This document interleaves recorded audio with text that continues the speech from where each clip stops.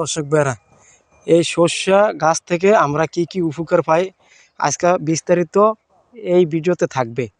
এক নম্বরে শস্য হলো আমাদের ঠান্ডার জন্য অনেক উপকার। সর্ষা দিয়ে আমরা সর্ষার তেল আবিষ্কার করি এবং সর্ষার যে খোসাটি থাকে এই খোসাটি দিয়ে আমরা খৈর বানাই, এটি গরুকে খাওয়াই।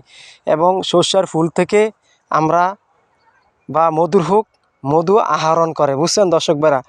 আসলে সর্ষা আমাদের উপকারিত জিনিস। এই সর্ষা আমাদের যেই কোনো মানুষের উপকার লাগে, ঠান্ডা জ্বর বা সর্দি এগুলার লেগা, বুঝছেন দর্শক ভাইরা। তে দেখেন কৃষকদেরকে আমরা খালি বলি গ্রামের ক্ষেত, আসলে কৃষক আমাদেরকে যে কত উপকার করে বলার বাইরে। এই যে দেখেন কৃষকরা আমাদের জন্য কত উপকার করছে। এই দেখেন মধুর ফুক মধু মানে খাচ্ছে এই ইয়ার থেকে, সরিষা ফুল থেকে। তো দেখেন আমরা কৃষকের মর্মটা বুঝি না।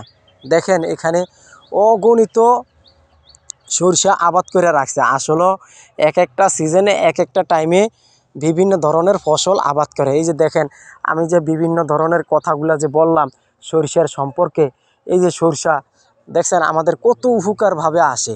সরিষা হইল এমন একটা জিনিস, আপনি দেখবেন ঠান্ডা লইছে, আপনি কাঁচা সরষা তেল খান, আপনার ঠান্ডাটা কমে যাবে। এরপরে সরষা দিয়ে শীতল পিঠা দিয়ে খান, আপনার ঠান্ডাটা কমে যাবে। জ্বর ঠান্ডা কাশ এগুলো সম্পূর্ণ কমে যাবে। আসলে শস্য হইল আমাদের মেন উপকারীর একটা ফল এবং একটি কৃষকের জিনিস।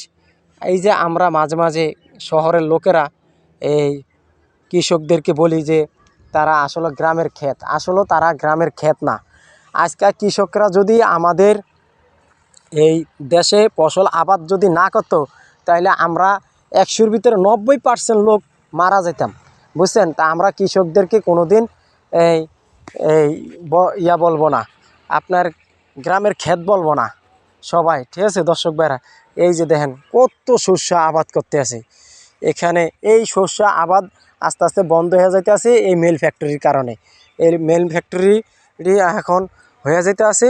তো কৃষকদেরকে আপনার বিভিন্ন ধরনের কৃষকের চাষাবাদ বন্ধ হয়ে যাচ্ছে, বুঝছেন দর্শক ভাইরা। এই যে দেখেন কত সুন্দর সর্ষা ফুলের ক্ষেত। ওরে ভাই, শীতকালে আসলে বোঝা যায় অগণিত সর্ষা কাকে বলে। এই যে দেখেন আমি সর্ষা ক্ষেতের মাঝখানে আছি, এরপরে আমার গরম লাগতে আছে দেখিয়া প্রচুর আমি এই সোয়াটার খুলে লাইছি। এই যে দেখেন, দেখছেন এত সুন্দর সর্ষা আবাদ। ভাই সর্ষা আমাদের অনেক উপকারে আসে, বুঝছেন দর্শক ভাইরা।